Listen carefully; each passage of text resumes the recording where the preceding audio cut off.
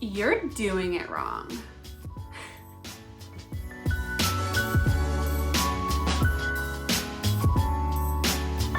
Okay, I totally don't talk like that, and I probably wouldn't approach you. Who has a muffler like that? Okay, I totally don't talk like that, and I probably wouldn't approach you in public if I saw you doing your calligraphy wrong, but, well, maybe I would. But the fact that you're watching this video means you probably want my advice because you might realize you're already doing it wrong. So here's the deal. You're doing it wrong if you're not using a flexible tool.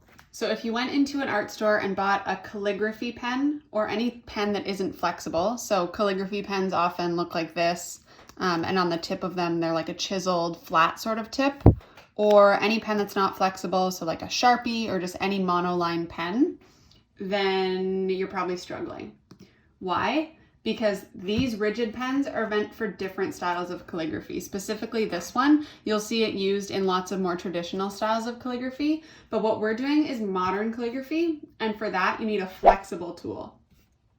You want to be able to see a big difference between pressing lightly on the tool and pressing hard on the tool. That's how you get those thin and thick lines in your letters. So let's look at an example. If you were to take this more traditional calligraphy pen and you're gonna draw some straight lines using different pressures. So if I'm gonna press really nice and hard on it, pushing in a downwards direction, I get this line thickness. And then if I press really light on it and do the same thing, I get the same line thickness because this pen is not flexible, it's rigid. So you get the same line thickness no matter how hard you press.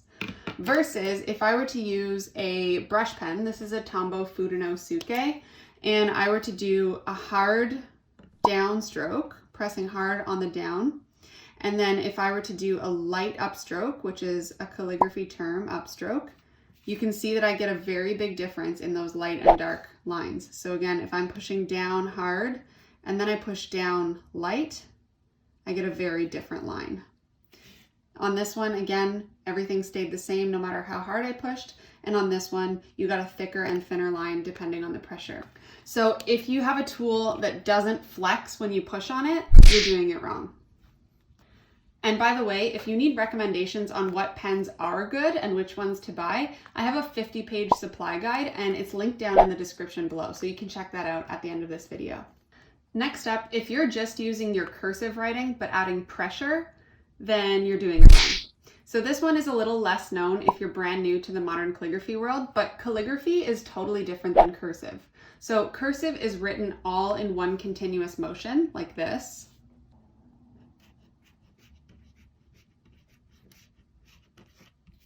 Clearly, I have not practiced my cursive in a while.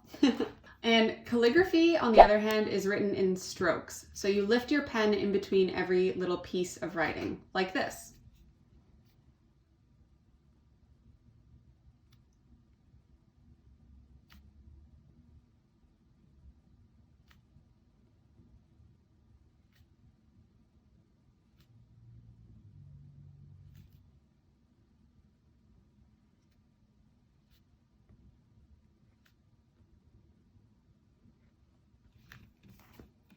See the difference in those? One is cursive, one is calligraphy. And you can really tell that, I mean, although my cursive is really messy, you can tell that calligraphy ends up looking a lot more consistent and a lot more neat than your cursive writing. So you might have noticed that I was lifting my pen in between each little piece of this word, and that's because calligraphy is broken down into 7 basic strokes. And once you learn those, you can build your whole alphabet. Your cursive writing doesn't matter at all. I have a free course about exactly this topic, so I'm not going to go into too much detail on it. If you want to sign up for that course and learn all of the basic strokes and get into calligraphy from the ground up, you can go to showmeyourdrills.com, or you can go down in the description below and there's a link to it. Lastly, you're doing it wrong if you're writing too quickly.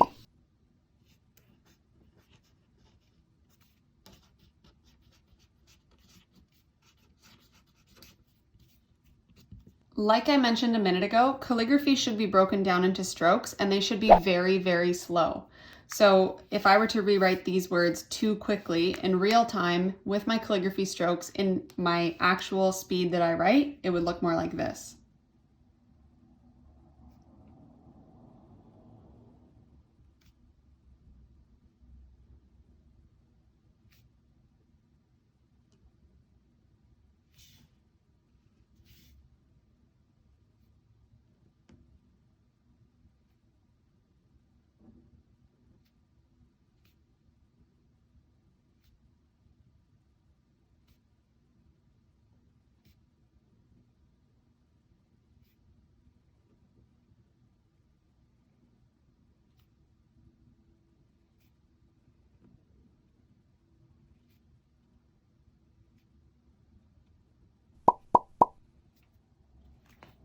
So again, here I'm writing in my basic strokes instead of just cursive, and I went much, much slower than I did up here. Okay, and here's a bonus. Number 4, you're doing it wrong if you're not in my free course. No, but seriously, it's free. You should join in. My course walks you through everything from the ground up. So choosing your tools, how to do the basic strokes, how to put it all together, and all of the questions you might need answered as a beginner. And again, it's free, so you should definitely join us. You can find the info here, and it's also linked down in the description below. In the meantime, hit subscribe if you like this video, because I put out 2 videos a week. And next up, watch this one.